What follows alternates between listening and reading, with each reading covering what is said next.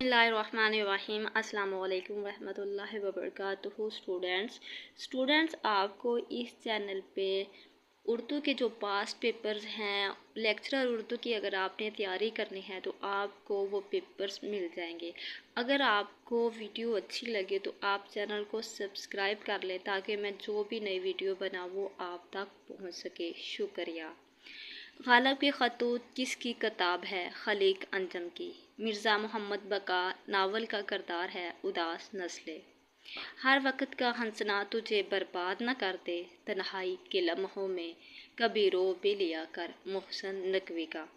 सज्जाद हैदर यलदरम ने फ़ारसी ज़बान सीखी शिबली से। दुनियाज़ाद रिसाला निकालते थे आसिफ फ़रख़ी।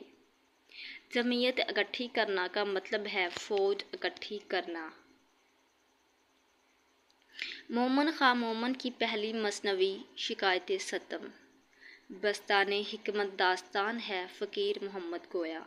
अली अब्बास हुसैनी ने किस नावल को उर्दू अदब के ताज में कोहिनूर करार दिया? अमराओ जान अदा। अच्छा, नावल अमराओ जान अदा के कुल अबवाब हैं 25। अमराओ जान अदा का असल नाम होता है अमीरन। आँखें तरसतियाँ हैं किताब का मुकदमा लिखा सलीम अख्तर ने। हाली ने कितने मरसिए लिखे? 5। शिबली की पहली तसनीफ़ है मुसलमानों की गुज़िश्ता तालीम। काशिफुल हक़ाइक़ किताब का दूसरा नाम है बहार सखन।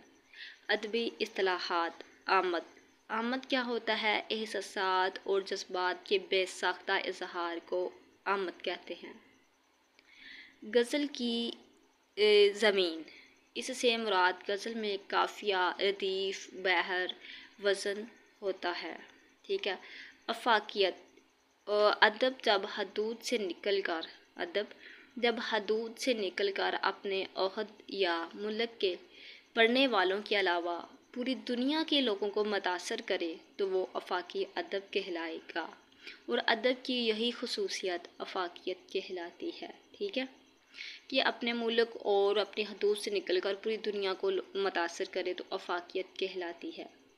इब्तज़ाल।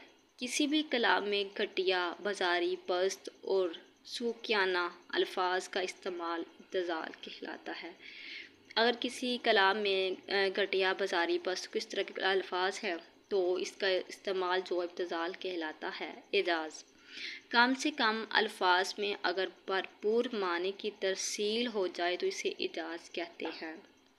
अरफियत। ऐसा अदब जो कारी को तख़य्युल की बुलंदियों तक ले जाए। ऐसा अदब जो कारी को तख़य्युल की बुलंदियों तक ले जाए और मसरत खुशी का सामान बने, अरफियत में आएगा।